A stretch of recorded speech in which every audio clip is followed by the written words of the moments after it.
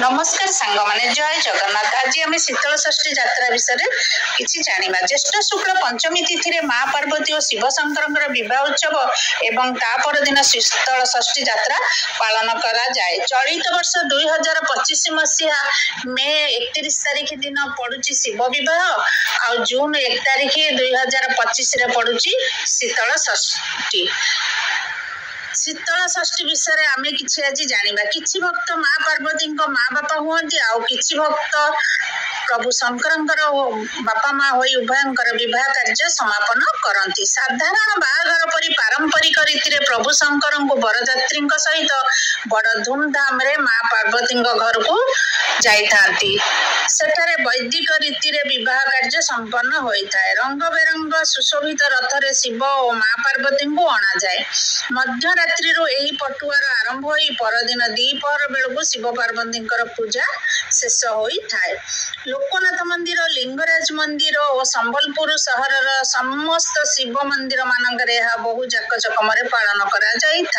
संबलपुर यही पर्वर मुख्य आकर्षण हेउची पारंपरिक संगीत और नाच। यह शीतल षष्ठी यात्रा पौराणिक कथा वस्तु उपर आधारित। शिव पुराण अनुसार ब्रह्मा को कठोर तपस्या करी दक्ष प्रजापति माता सती को पुत्री रूपे पाई। सती विवाह बयस हेबा उतारू पिता अनिच्छा सत्वे से शिव को विवाह करथिले। एथिरे दक्ष प्रजापति रागी झियो ज्वाई को आमंत्रण करी नथिले। महादेवଙ୍କ अनिच्छा सत्वे देवी पार्वती पिता को आसीथिले। यज्ञस्थल रे दक्ष प्रजापति शिवंकर अपमान कले।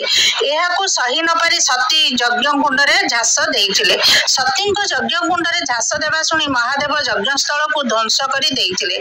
सेठारु सती शव को कांधरे पकाई चारिआडे घूरी बुलिले। विष्णु चक्र द्वारा सती शरीर को खंड खंड करी शिवंकठारु अलगा करी देइथिले। परवर्ती समय ब्रह्मा बरे बलियान होई तारकासुर अत्याचार कला। तारकासुर अत्याचार रे देवता माने आतंकित होई ब्रह्मा शरण पशिले।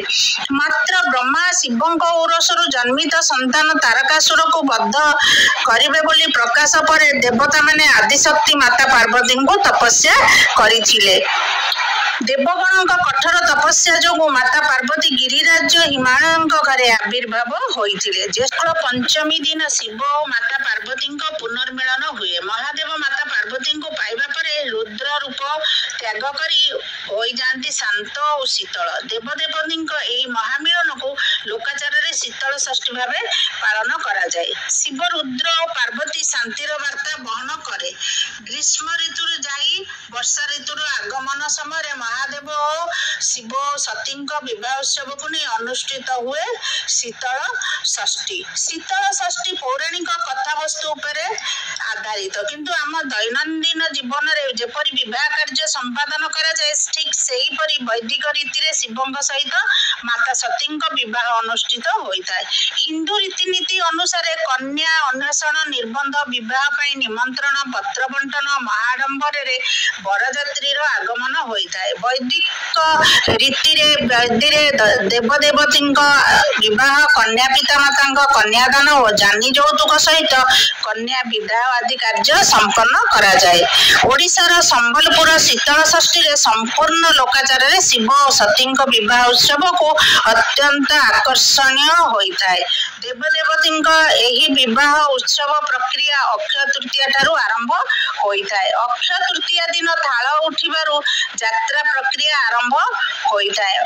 ज्येष्ठ शुक्ल पक्ष प्रतिपदा दिन नंदपड़ार बंबराड़ बालुंकेश्वर बाबा पत्तर पेड़ी बा निर्बंध एवं तापर दिन नृसिंह निउता विवाह पाई अनुष्ठित होता है। झाड़ुआपड़ार लोकनाथ बाबा, मोदीपड़ार जागेश्वर बाबा, बड़ बजार शीतलेश्वर बाबा एवं ठाकुरपड़ार गुप्तेश्वर बाबा तृतीय दिन पत्तर पेड़ी एवं चतुर्थी दिन गुआ गुंडा अनुष्ठित होता है।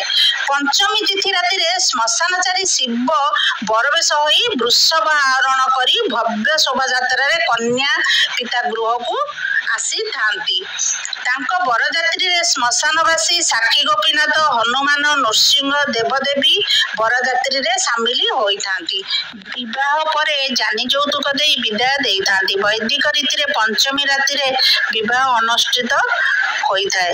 ପ୍ରସିଦ୍ଧ ଶୀତଳ ଷଷ୍ଠୀ ପର୍ବରେ ଲକ୍ଷ ଲକ୍ଷ ଭକ୍ତଙ୍କର ସମାବେଶରେ ସମ୍ବଲପୁର ଜନାରଣ୍ୟ ହୋଇଉଠେ। ପତର ପେଣ୍ଠୁରୁ ଶୀତଳ ଷଷ୍ଠୀ ଉତ୍ସବର ଶୁଭାରମ୍ଭ ହୋଇ ତତ୍ପର ଦିନ ଦେବ ନିମନ୍ତ୍ରଣ, ଆଉ ଚତୁର୍ଥୀ ତିଥିରେ ସମସ୍ତ ମନ୍ଦିରକୁ ଦେବାଦିଦେବଙ୍କ ବରଯାତ୍ରା, ତା ପରଦିନ କନ୍ୟା ପିତାଙ୍କ ଗୃହରେ ରାତ୍ରିରେ ବିବାହ ଉତ୍ସବ ଏବଂ ତା ପରଦିନ ମଧ୍ୟାହ୍ନରେ ଶିବ ପାର୍ବତୀଙ୍କ ବାହୁଡା, ବରକନ୍ୟାଙ୍କର ଆଡମ୍ବରପୂର୍ଣ୍ଣ ଦିବ୍ୟ ଶୋଭାଯାତ୍ରାରେ ନଗର ପରିକ୍ରମା ପରେ ନିଜ ନିଜ ମନ୍ଦିରକୁ ଫେରି ଯାଇଥାନ୍ତି। ପ୍ରତ୍ୟେକ ସହରର ଭାଗ୍ୟଶାଳୀ ବିଭିନ୍ନ ଦମ୍ପତି କନ୍ୟା ମାତା ପିତା ଭାବରେ ଦେବାଦିଦେବଙ୍କୁ କନ୍ୟାଦାନ କରିବାର ସୌଭାଗ୍ୟ ଅର୍ଜନ କରିଥାନ୍ତି। ବିବାହ ଉତ୍ସବ ପରେ କନ୍ୟା ପିତା ମାତା ଯାନି ଯୌତୁକ ବାସନ କୁସନ ଗହଣା ଦେଇକିରି ବିଦା କରିଥାନ୍ତି। ସମ୍ବଲପୁର ଶୀତଳ ଷଷ୍ଠୀରେ ଲୋକାରଣ୍ୟରେ ପରିପୂର୍ଣ୍ଣ ହୋଇଯାଏ। ନାଚ ଗୀତ ଡାଲଖାଇ ଗୀତରେ ପୁରା ଆନନ୍ଦ ଉଲ୍ଲାସରେ ଶୀତଳ ଷଷ୍ଠୀ ପାଳନ କରନ୍ତି।